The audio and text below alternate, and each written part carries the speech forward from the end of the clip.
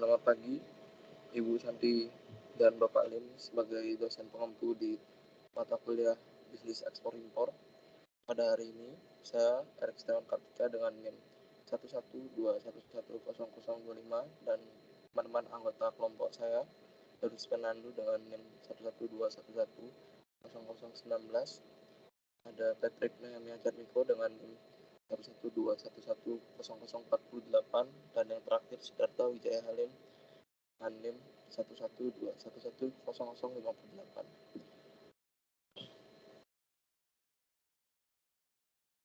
Pada hari ini, saya sebagai perwakilan dari kelompok saya akan menjelaskan profil perusahaan dari produk yang akan kami bahas. Yang pertama adalah produk dari Hoodie G-Craft, di mana Hoodie G-Craft ini terdapat kerajinan anyaman unik menarik yang berdiri sejak tahun 2017.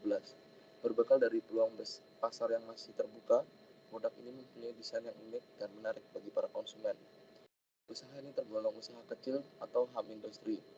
Produk yang dihasilkan sendiri sangatlah bervariatif, baik dari segi bahan dan bentuk. Sebagian produknya telah dijual ke Pulau Bali, Pulau Lombok, dan pasar lokal di beberapa kota dan kabupaten Jawa Timur. Usaha ini termasuk usaha yang padat karya, dalam arti banyak menggunakan tenaga manusia dalam pembuatan produknya. Akan tetapi, dalam kenyataannya, kerja manusia hanya membuat tas tersebut di masing-masing rumah. Jadi, setelah mereka diberi pengarahan dalam pembuatan tas sesuai dengan pola dan desain, mereka mengerjakannya di rumah. Saat ini, pekerja di perusahaan G-Craft kurang lebih sekitar 6 orang pekerja.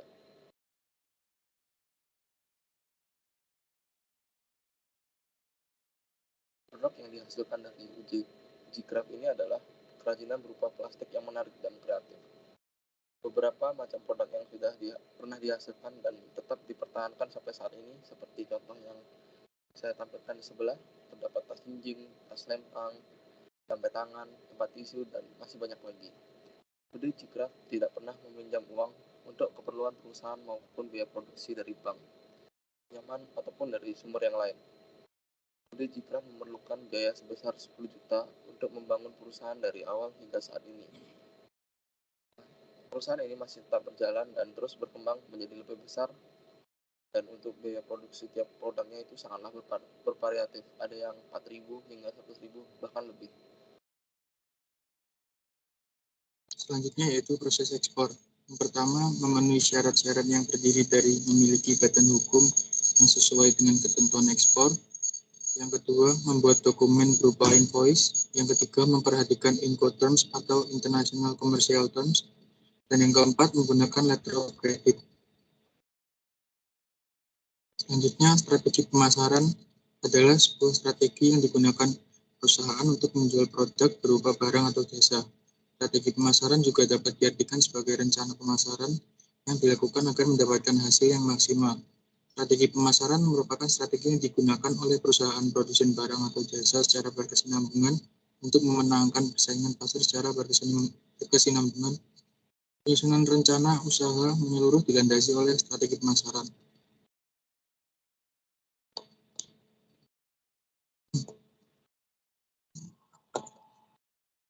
Selanjutnya, strategi pemasaran. Yang pertama, mengutamakan kualitas produk. Meskipun yang kita ekspor hanyalah tas anyaman, namun di negara luar tas anyaman kita memiliki daya tarik tersendiri. Bagi pecinta alam, tas ini dapat menjadi opsi untuk mengurangi pencemaran limbah plastik, dan tas anyaman ini juga dapat menjadi daya tarik karena keunikannya tersendiri yang tidak dapat ditemukan di negara luar. Yang kedua, online marketplace. Marketplace berbasis online adalah salah satu yang digandrungi oleh masyarakat luas. Hal ini disebabkan karena marketplace mempunyai proses yang praktis tanpa harus ke toko fisik. Belanja online juga dapat lebih menggait lebih banyak calon customer karena terdapat banyak promo. Yang ketiga, kepuasan konsumen. Kepuasan konsumen adalah salah satu hal yang wajib kita anut dalam suatu penjualan. Kepuasan konsumen dapat berdampak besar dalam perkembangan suatu perusahaan. Kita akan memastikan pelanggan yang membeli produk kita akan mendapatkan pelayanan yang terbaik. Lalu pendanaan dan keuangan. Pendanaan ekspor dari bank.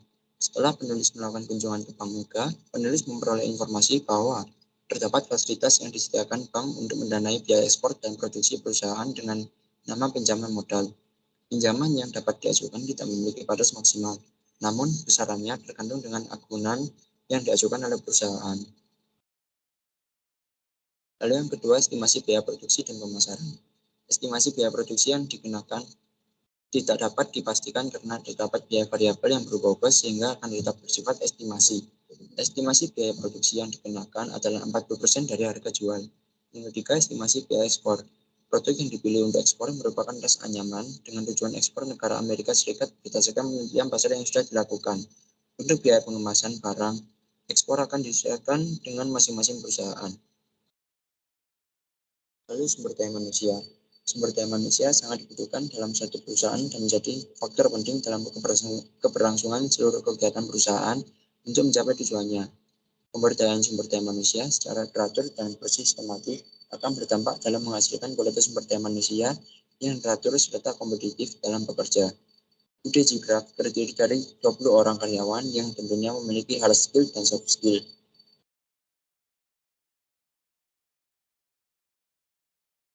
Ya, selanjutnya tantangan dan hambatan.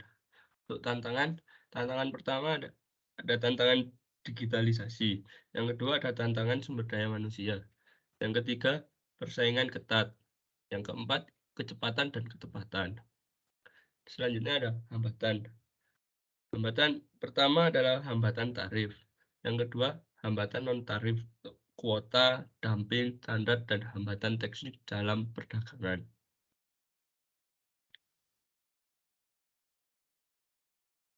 Nah, selanjutnya ada rekomendasi.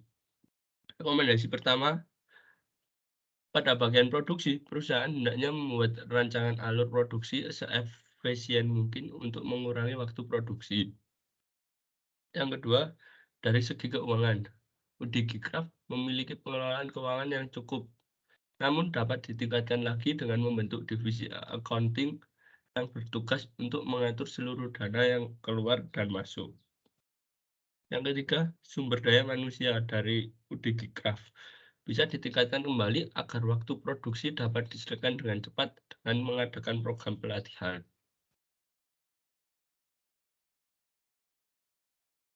Ya, sekian dari kelompok kami. Mungkin